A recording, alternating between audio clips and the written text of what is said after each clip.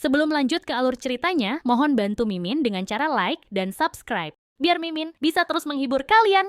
Eits, jangan lupa komen juga ya, karena dengan masukan dari kalian pemirsa terkasih, semoga channel ini lebih berkembang. Terima kasih. Bab 2081. Kerumunan menjadi liar.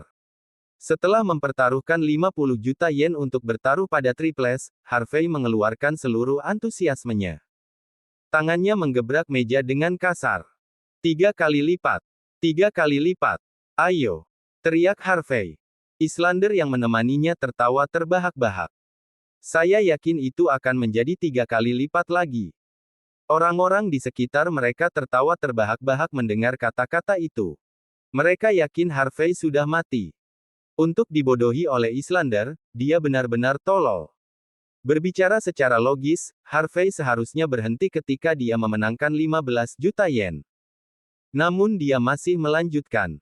Terlebih lagi, dia menaruh semua uangnya di triples. Ini bisa dianggap sebagai kesalahan legendaris. Harvey sedang menggali kuburnya sendiri. Dealer itu memelototi Harvey dengan matanya yang panjang dan sipit. Setelah beberapa saat, dia terkekeh. Tolong selesaikan taruhan Anda, Tuan. Aku akan membuka cangkir dadu. Kerumunan menahan napas pada pernyataannya. Mereka menatap meja dari dekat, penasaran.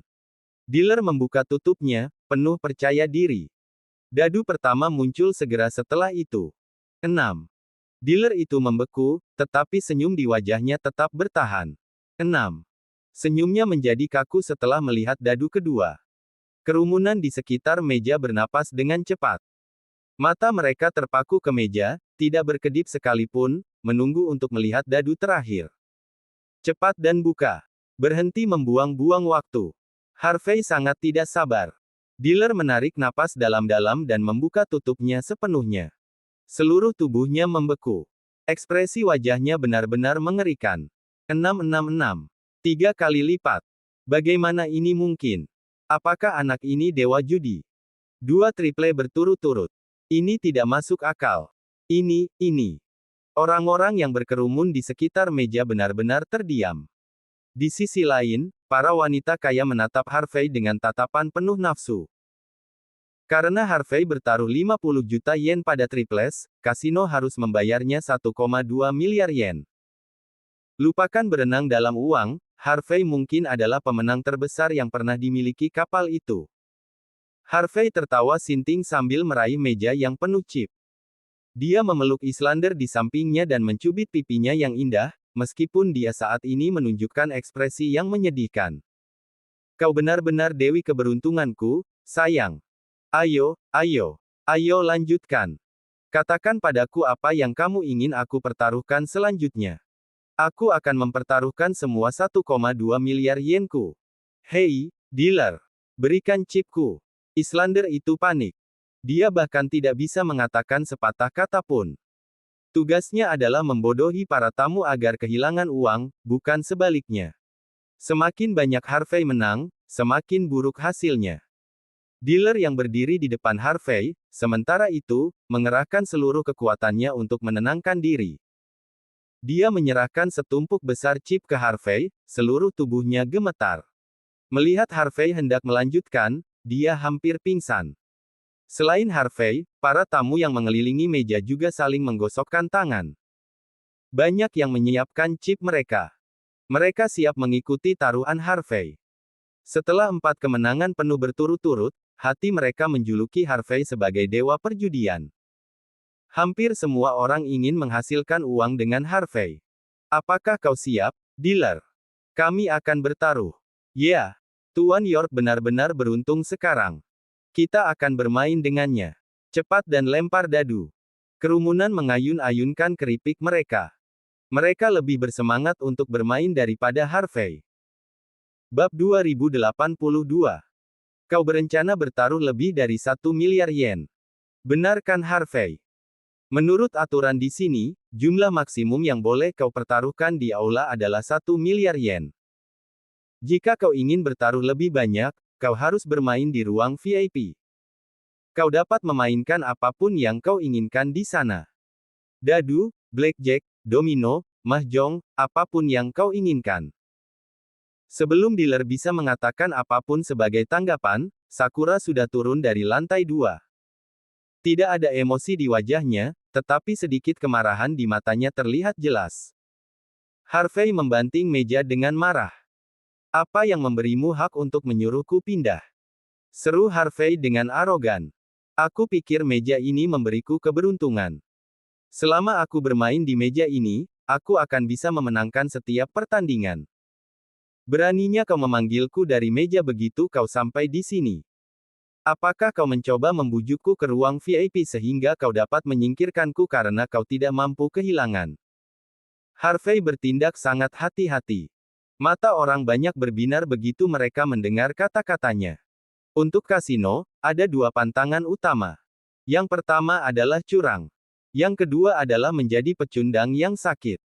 Begitu salah satu dari 2 hal ini terjadi, reputasi kasino akan hancur total. Tidak ada yang akan pernah mengunjunginya. Hampir semua orang memelototi Sakura, menunggu jawabannya. Mata Sakura berkedut panik. Harvey tidak hanya memiliki lidah yang tajam, dia juga berhasil memikat hati para penjudi di sini begitu dia berbicara. Sakura menarik napas dalam-dalam dan menjawab dengan dingin. Jangan berani-beraninya kau melontarkan tuduhan liar seperti itu, Harvey York. Setiap tamu di sini tahu bahwa mereka yang bertanggung jawab atas kapal pesiar ini adalah Miyamoto Corporation dari Island Nations dan Sindan Wei. Seharusnya tidak ada masalah reputasi. Aku memintamu untuk pergi ke ruang VIP hanya untuk memberimu layanan yang lebih baik dan membiarkan staf yang cantik melayanimu saat kau memiliki waktu dalam hidupmu. Jika kau tidak puas dengan itu, kami tidak akan memaksamu. Meski Harvey tampak terkejut melihat Sakura di sini, ternyata dia lebih tertarik pada uang. Dia tampak seperti dia ingin melanjutkan rentetan kemenangannya. Baik. Karena kau bilang begitu, ayo lanjutkan. Di sini. Ayo main dadu.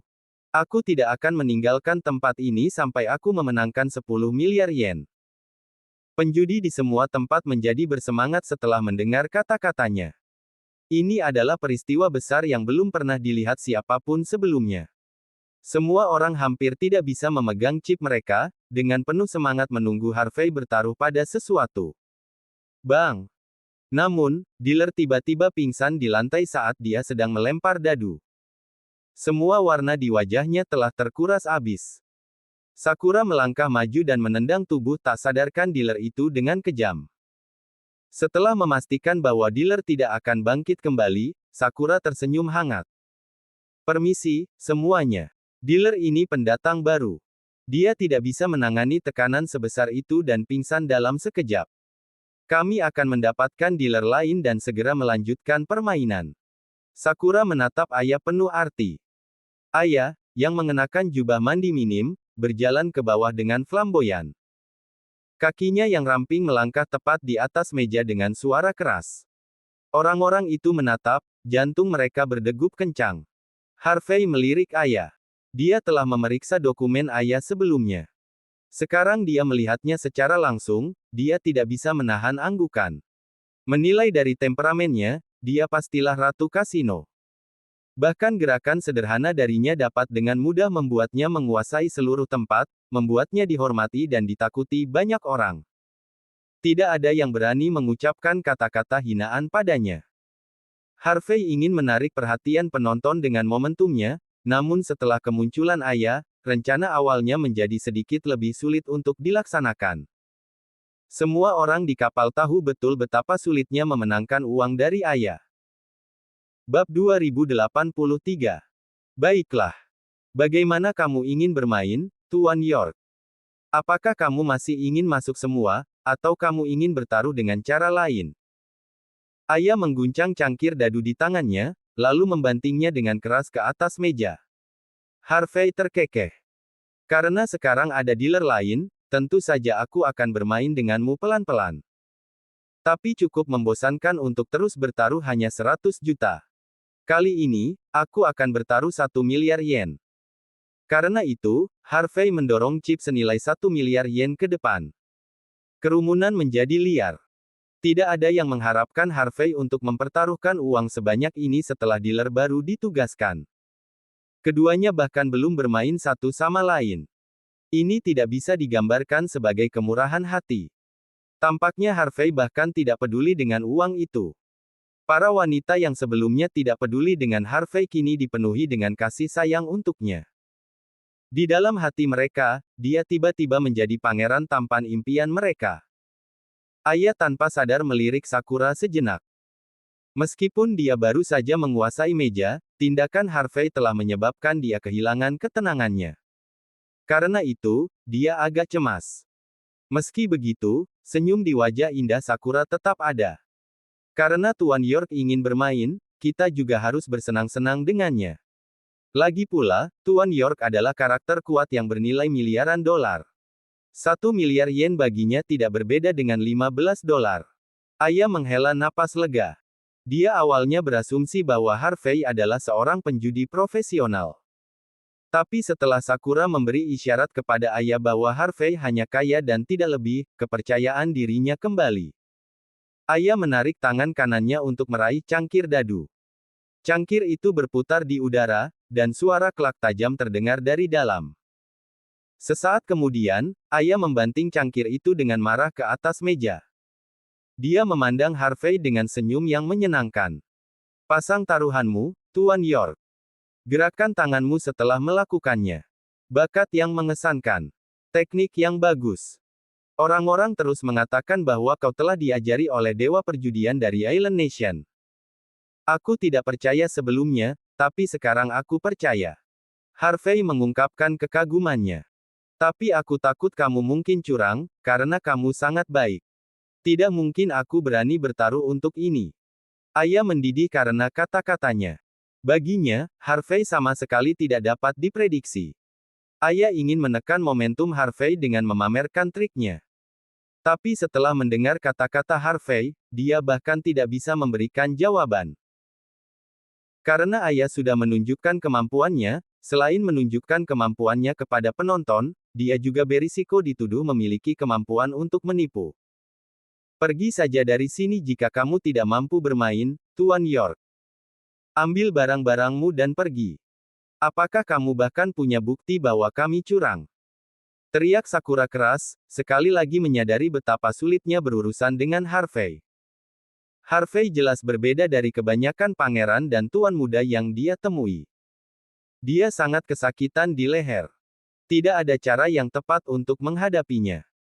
Trik yang sering dia gunakan untuk melawan para pangeran dan tuan muda tidak berpengaruh pada Harvey. Aku tidak punya bukti, tapi aku juga tidak bisa mempercayaimu.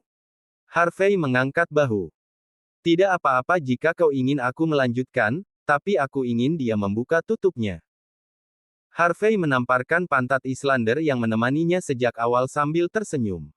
Sakura dan Aya saling bertukar pandang sebelum menjawab dengan dingin. Baik. Sesuaikan dirimu. Apa yang kamu pertaruhkan? Harvey membanting tangannya ke atas meja, tatapannya vulgar. Karena bayi yang membuka cangkirnya, aku akan bertaruh pada triples lagi. Islander itu gemetar setelah mendengar taruhan Harvey, tetapi dia masih mengerahkan kepercayaan dirinya untuk membuka tutupnya. Wajahnya sekarang tidak berwarna karena ketakutan. Tatapan semua orang terpaku pada meja. Saat berikutnya, sorakan yang menghancurkan bumi terdengar. 6, 6, 6. 3 kali lipat. Ini triple lagi. Bab 2084. Kemungkinannya adalah 24:1. Sederhananya, aku memenangkan 24 miliar yen lagi pada putaran ini. Harvey mencubit wajah Islander dengan santai. Kau benar-benar dewi keberuntunganku, sayang. Jangan takut. Jika kau mendapatkan beberapa triple lagi untukku, aku berjanji akan membelikanmu kebebasan. Aku bahkan akan memberimu beberapa miliar yen juga. Kau akan menjadi anjing teratas dalam sekejap. Islander membeku mendengar kata-kata Harvey. Segera setelah itu, wajahnya mekar dengan kegembiraan. Jika Harvey mengatakan yang sebenarnya, maka dia bisa mengubah nasibnya dalam sekejap mata. Tamu-tamu lain juga sangat gembira. Lagi pula, Harvey berhasil mendapatkan 3 kali lipat berturut-turut. Keberuntungan Harvey jelas saleh. Semua orang tahu bahwa dia adalah pendatang baru. Jika semua orang mengikuti taruhan Harvey, mereka pasti akan menghasilkan banyak uang. Ekspresi ayah berubah menjadi buruk. Meskipun dia tahu angka apa yang dia lempar pada dadu, dia tidak berharap Harvey menebak dengan benar. Dia mendorong setumpuk chip ke Harvey tanpa berkata apa-apa. Keterampilan yang bagus, Tuan York. Sakura melemparkan Harvey tatapan menghina. Aku benar-benar berharap keberuntunganmu terus kuat. Harvey menanggapi dengan senyum gembira. Yakinlah, Nona Miyamoto. Aku selalu beruntung. Tapi aku agak khawatir sekarang. Apakah kau punya cukup uang untuk aku tukarkan? Tidak ada artinya jika kau tidak bisa membayar setelah aku memenangkan ratusan miliar yen darimu. Mata Sakura berkedut panik. Jangan khawatir. Kami memiliki mata uang dengan microchip yang terpasang di dalamnya. Mereka dapat digunakan secara global. Bahkan jika kamu tidak bisa mendapatkan uangmu di sini, kamu masih bisa mendapatkannya di Las Vegas. Korporasi Miyamoto dan Shindanwei akan bertanggung jawab untuk itu. Aku mengerti. Harvey tampak lega. Jadi aku tidak perlu takut membuatmu bangkrut sampai-sampai kau tidak punya cara untuk membayar kemenanganku kan? Kau. Sakura sangat marah, seluruh tubuhnya. Dia ingin menamparkan Harvey, tetapi karena dia memiliki citra yang harus dipertahankan, dia hanya bisa menahan amarahnya. Baiklah, baiklah. Cukup mengoceh. Harvey memelototi ayah, yang kini terlihat jelek. Ayo. Aku menunggu untuk bertaruh di sini. Fuwoosh. Ayah mengocok cangkir dadu dengan cepat, tidak mengucapkan sepatah kata pun. Kecepatannya jauh lebih cepat dari sebelumnya. Setelah dia melepaskannya, cangkir dadu jatuh di atas meja. Dia memberi isyarat kepada Harvey untuk memasang taruhannya. Harvey mengukurnya, lalu tersenyum. Murid teratas Dewa Perjudian harus bisa memutar angka berapapun yang dia inginkan. Kau mendapatkan triple terakhir kali. Jika tebakanku benar, kau akan mencoba untuk tidak dapat diprediksi kali ini. Kau akan mendapatkan nomor yang bahkan tidak diharapkan oleh siapapun. Kau berguling untuk 1. Pada deduksi Harvey, ekspresi ayah berubah panik. Tapi sebelum dia bisa bereaksi, Harvey mendorong chipnya senilai 10 miliar yen ke depan untuk bertaruh kecil. Islander yang menemani Harvey, perlahan membuka tutupnya. Saat berikutnya, terengah-engah keluar dari kerumunan yang menonton. 3 dadu ditumpuk satu sama lain, hanya titik merah besar yang terlihat di dadu paling atas. 1. Kecil. Sayang sekali tidak ada taruhan untuk persyaratan khusus. Jika ada, Harvey akan mengisi kantongnya lagi. Namun meski begitu, dia masih mendapatkan chip senilai 10 miliar yen. Saat ini, Harvey telah memenangkan chip senilai hampir 30 juta yen. Bahkan sosok yang kuat seperti Sakura tidak bisa menghentikan tampilan jelek muncul di wajahnya. Bab 2085. Harvey benar-benar mengabaikan ekspresi mengerikan Sakura, dan malah tersenyum pada ayah. Kau pandai melempar dadu, tapi aku juga pandai menebak pikiranmu. Dengar. Pada akhirnya, judi hanyalah pertarungan psikologis. Karena aku bisa menebak apa yang ada di pikiranmu, itu artinya kau bukan tandinganku. Kecuali kau curang, sama sekali tidak mungkin kau menang. Bagaimana dengan ini? Jika kau berlutut di depanku dan memanggilku ayah, aku akan berhenti bermain dan membiarkanmu lolos. Kau. Ayah gemetar karena marah. Dia segera meraih cangkir dadu dan mengocoknya dengan marah tanpa mengucapkan sepatah kata pun. Kali ini, kecepatannya jauh lebih cepat dari sebelumnya. Ledakan keras terdengar, dan cangkir itu mendarat tepat di atas meja sekali lagi. Suara dadu menghilang dalam sekejap. Ayah memelototi Harvey. Pasang taruhanmu. Seru ayah dingin. Harvey terkekeh dan menyentuh chipnya di atas meja. Tidak ada gunanya bermain-main lagi, kata Harvey sambil tersenyum ramah. Aku akan masuk semua. Aku memiliki sekitar 35 miliar yen. Bisakah kau kehilangan putaran berikutnya? Jika aku tidak salah, Nona Miyamoto, bukankah kau baru saja membayar Hector 15 miliar dolar sebagai kompensasi? Apakah kau tidak takut penguasamu mengirimmu untuk menambang batu bara di Dark Island jika kau kehilangan 70 miliar yen lagi dariku? Betapa naifnya. Jika kau mampu untuk bermain, kami mampu membayar. Ini hanya bisnis. Sakura mencibir, tanpa ekspresi. Cukup bicara. Pasang taruhanmu jika berani. Sakura mungkin bersikap dingin dan tidak peduli, tapi jauh di lubuk hatinya, dia sedikit ketakutan. Jika dia kalah lagi, 70 miliar yen akan hilang dalam sekejap. Miyamoto Corporation harus menjual cukup banyak aset untuk memperoleh kembali uang sebanyak itu.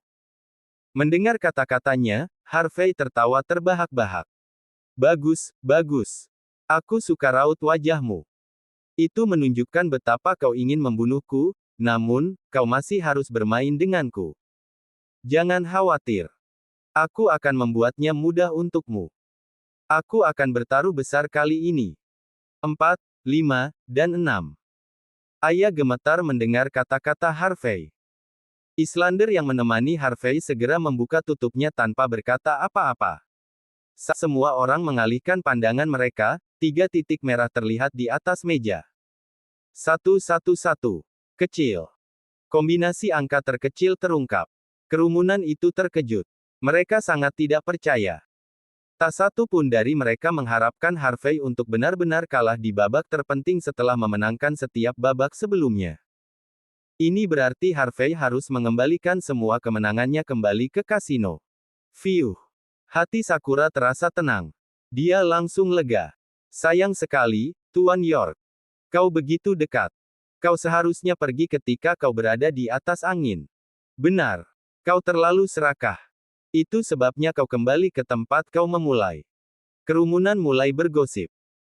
Mereka berasumsi bahwa keberuntungan Harvey benar-benar tak terkalahkan, tetapi akhirnya menyadari bahwa pada akhirnya, dia hanyalah seorang pendatang baru. Kemenangannya hanyalah keberuntungan murni. Setelah ayah menunjukkan bakat aslinya, Harvey benar-benar kalah. Islander sekarang memandang Harvey dengan jijik. Awalnya dia mengira dia beruntung telah bertemu dengan ahli waris yang kaya, tetapi ternyata, dia hanya orang bodoh. Dia berbalik dan pergi, rasa jijik di wajahnya sejelas siang hari. Sakura, di sisi lain, tersenyum indah. Kau tidak mampu, Harvey. Bab 2086. Aku tidak mampu. Harvey tertawa terbahak-bahak. Apakah kau bahkan mencoba melawanku sendiri, Nona Miyamoto? Bagaimana kau tahu? Apakah kau tidak tahu bahwa pria sepertiku tidak mampu menjadi tidak mampu? Harvey menjentikkan jarinya. Sakura tertawa dingin. Menilai dari penampilanmu, aku bahkan tidak perlu mencoba bertarung denganmu untuk mengetahui bahwa kau tidak mampu, Tuan York. Kata Sakura, jijik di wajahnya. Apakah begitu? Harvey tertawa lagi, dan mengetuk meja dengan ringan. Mengikuti gerakannya, dadu tanpa suara berubah menjadi debu. Lalu, yang kedua. Lalu, yang ketiga. Kerumunan tercengang. Wajah Sakura membeku. Saat ini, kerumunan meledak menjadi gumaman yang bersemangat. 456. Total 15. Besar. Semua tamu terkejut. Mereka yang sebelumnya mencemooh Harvey membeku, merasa seolah-olah tiba-tiba wajahnya ditampar. Sakura merasakan kekuatannya keluar dari tubuhnya. Dia ngeri. Dia tidak percaya dengan apa yang dilihatnya. Hanya ada 3 titik merah sebelumnya, jadi bagaimana bisa berubah menjadi 4, 5, dan 6?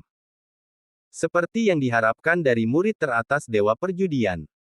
Harvey bertepuk tangan dan menatap ayah, yang wajahnya menjadi sangat mengerikan. Sayang sekali kau melebih-lebihkanku.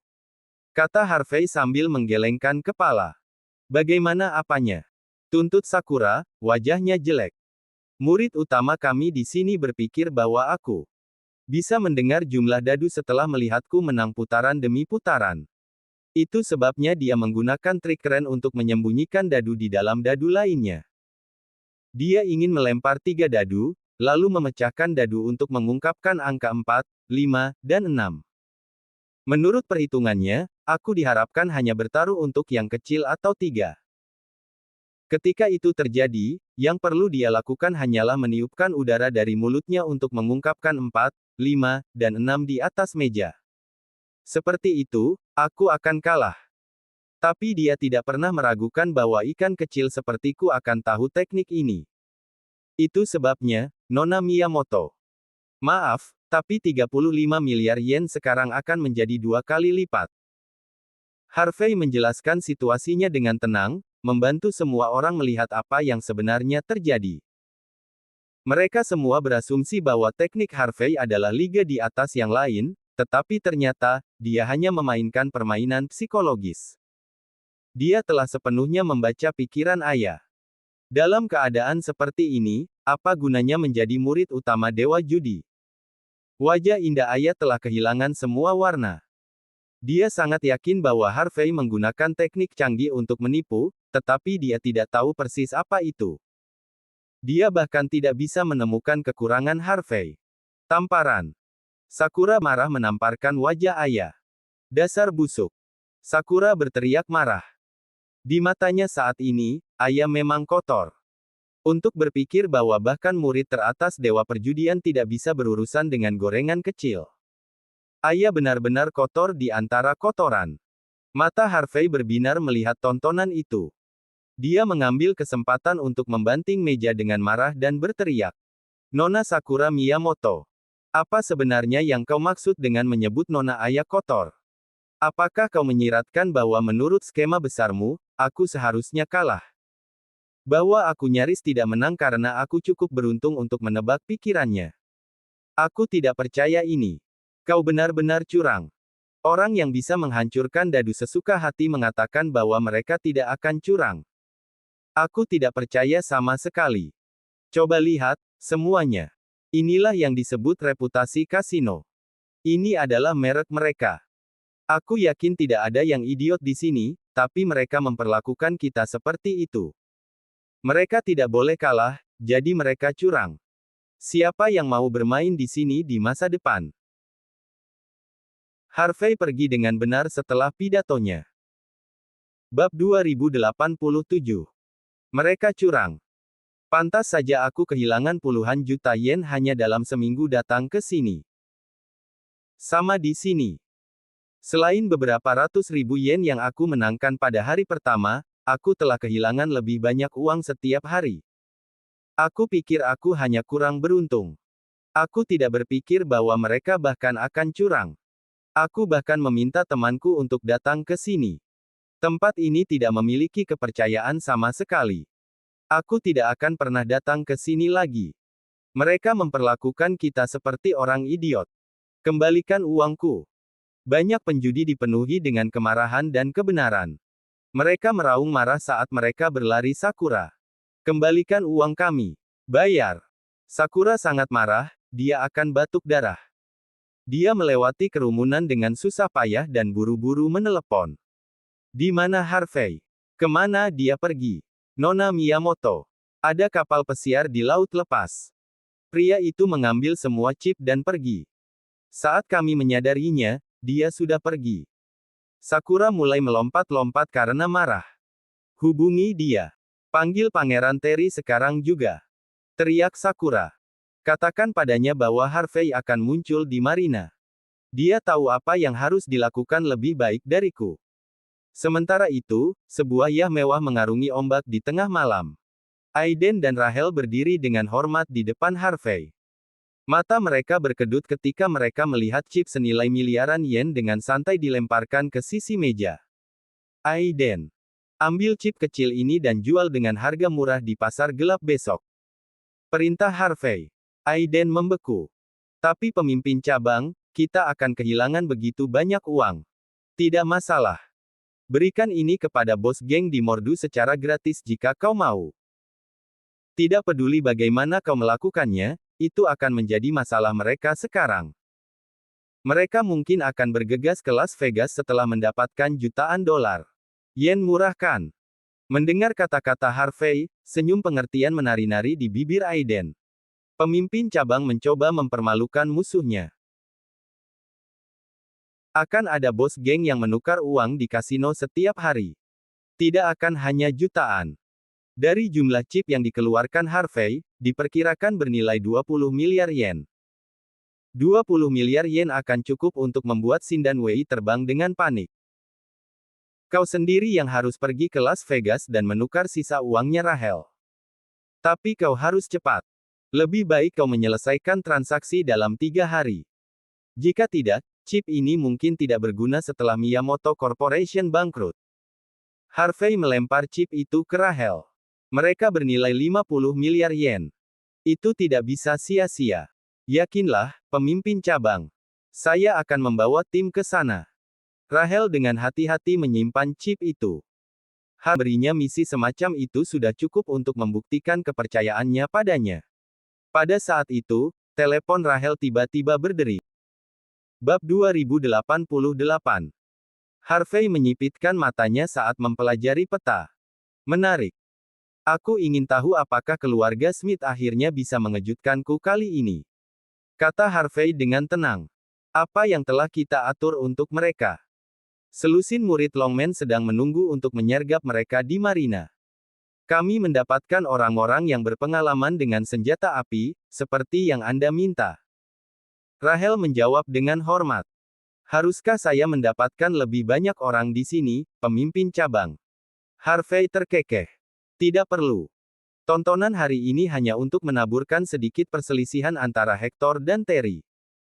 Ada juga spekulasi yang perlu aku konfirmasi. Itu sebabnya aku punya rencana lain. Harvey mengeluarkan ponselnya dan menelepon. Ada apa? Nada menyendiri terdengar dari sisi lain. Harvey tersenyum. Bukankah aku memintamu untuk melindungi Michelle, Cora?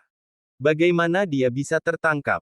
Kamu memintaku untuk membuatnya tetap hidup. Hidupnya tidak dalam bahaya, jadi mengapa itu penting bagiku? Nada pembicara dingin dan apatis. Harvey tercengang, tapi kemudian tertawa terbahak-bahak. Lupakan saja. Ada hal lain yang aku ingin kau lakukan. Jangan lupa, Harvey. Aku sudah membalas kebaikanmu. Jawab suara apatis itu.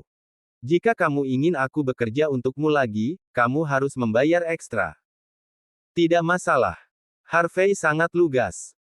Karena tarifmu 15 juta dolar untuk setiap misi, aku bisa membayarmu 10 kali lipat.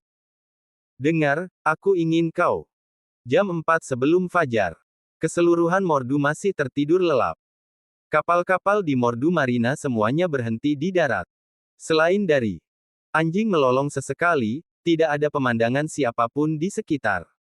Di titik pandang Marina, Fletcher membawa orang-orangnya ke puncak gedung perkantoran 7 lantai yang telah ditinggalkan untuk menunggu penyergapan. Lokasi dipilih dengan sangat baik. Bahkan jika mereka memilih untuk menyerang atau mundur, ada banyak ruang untuk melakukannya dengan baik. Itu memiliki visi yang jelas tentang segala sesuatu di sekitarnya juga. Hanya satu senapan sniper yang cukup untuk menekan musuh dan menjebak mereka di marina untuk pukulan terakhir. Salah satu lengan Fletcher ditutupi perban, tapi saat ini, dia sedang bersemangat. Setelah berurusan dengan Harvey secara permanen, dia berencana memiliki Yvonne untuk dirinya sendiri, berapapun biayanya. Namun Yvonne berakhir pada akhirnya, dia tidak peduli. Dia ingin merasakannya sebelum sesuatu terjadi. Tidak lama kemudian, laut yang jauh di sana tiba-tiba menyala. Sebuah kapal pesiar menerjang ombak dan terparkir di pantai. Fletcher mengeluarkan teropong berkekuatan tinggi dan dengan cepat mengunci pria yang baru saja keluar dari kabin kapal pesiar. Ketika Fletcher melihat Harvey tampak begitu acuh tak acuh dan berasumsi, kemarahan melintas di matanya. Karena dukungan Terry, Fletcher dapat melakukan apa saja sesuka hatinya tanpa mempedulikan dunia. Namun, Harvey berani mematahkan lengannya dengan mudah. Fletcher tidak akan membiarkan Harvey pergi. Saat Harvey muncul, beberapa elit longmen berbaris keluar dari tepi marina. Mereka semua membungkuk hormat pada Harvey. Harvey menyipitkan matanya sedikit ketika dia mengalihkan pandangannya ke gedung 7 lantai yang terbengkalai tidak jauh dari sana. Bagaimana persiapannya? Harvey bertanya dengan tenang. Aiden menyalakan cerutu dan tersenyum. Jangan khawatir, pemimpin cabang. Tepat ketika mereka sampai di gedung, mereka sudah mati. Memem. Lakukan sekarang, kalau begitu. Akan lebih sulit saat matahari terbit. Bab 2089. Mengikuti perintah Harvey York, Fletcher Evans, yang berada di puncak gedung berlantai 7, tiba-tiba mengubah ekspresinya. Ekspresinya berubah tanpa sadar.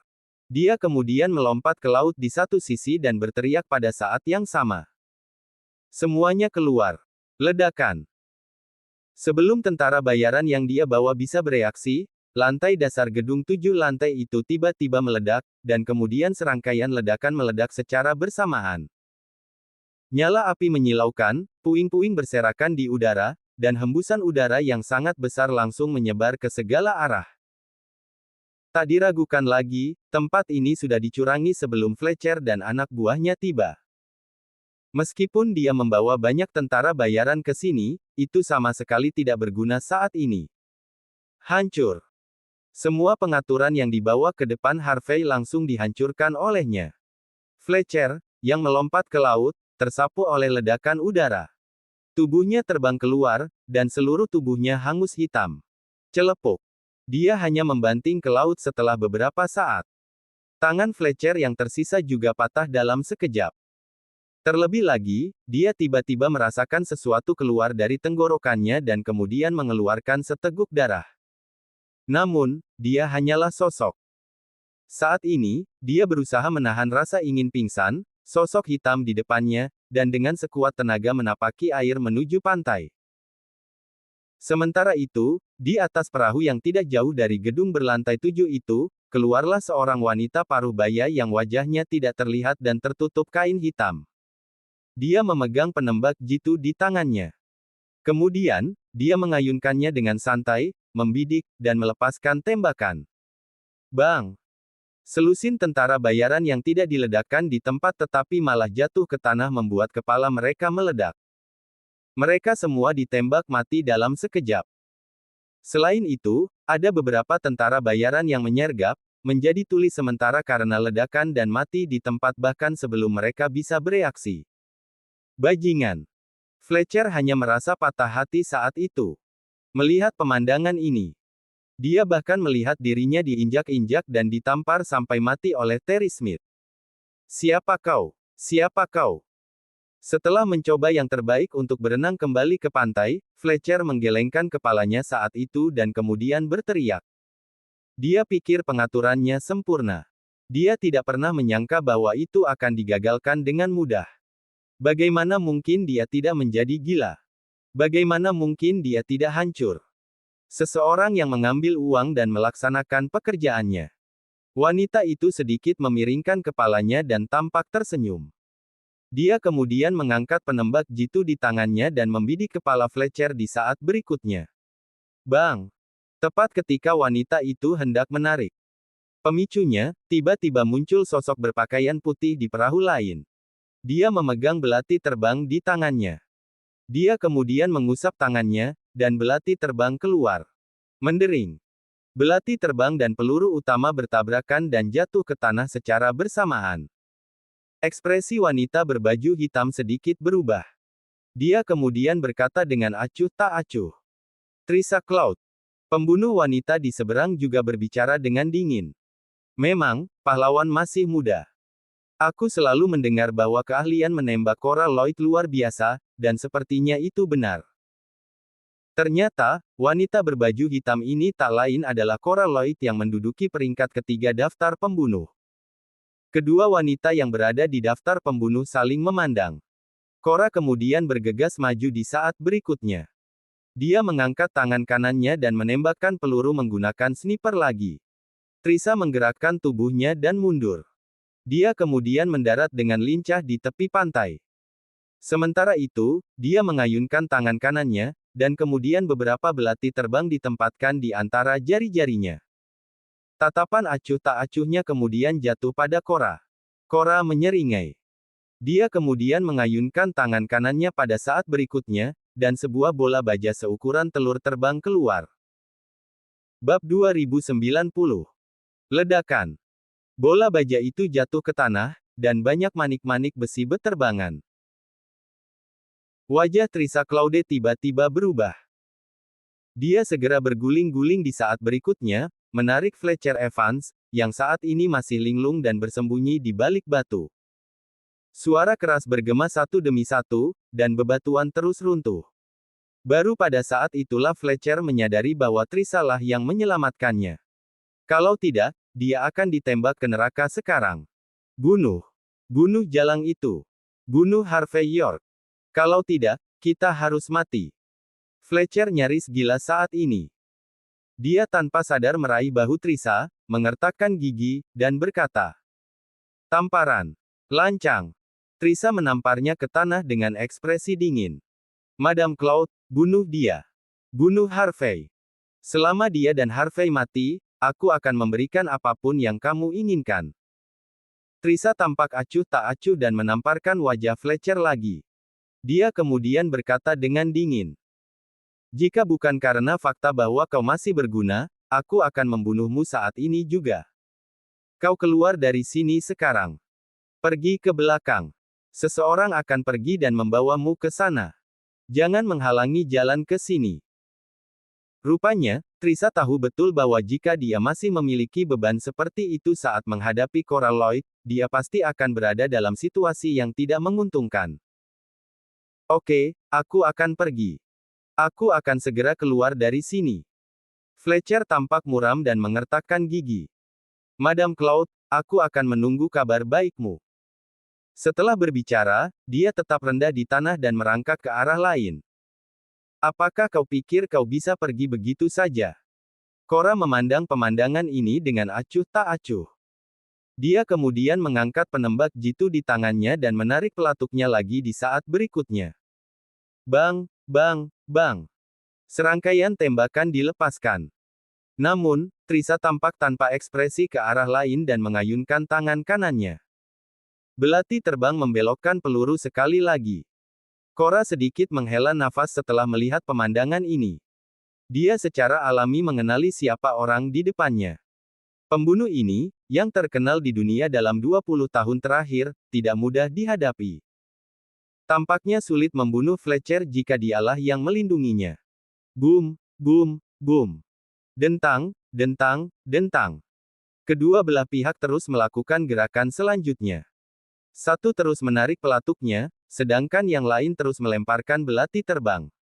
Ada serangkaian percikan api di udara.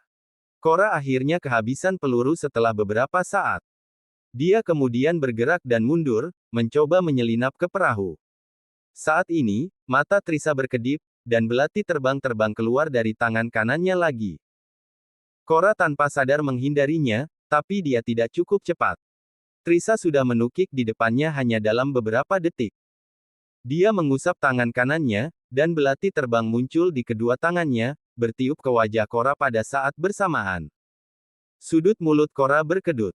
Dia juga mengayunkan tangan kanannya, dan belati muncul.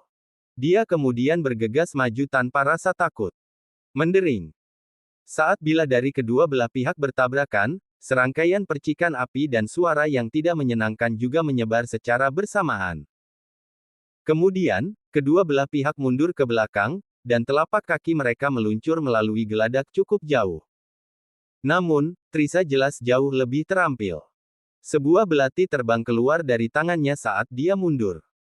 Di beberapa titik, pisau pendek yang mirip dengan pisau Island Nation muncul di tangan kanannya, menyapu ke arah Cora. Cora tetap diam, dan dia terus mengayunkan belati di tangannya, setiap kali memukul pisau pendek Island Nation. Dentang, dentang, dentang. Bunga api ditembakkan, dan Cora mundur.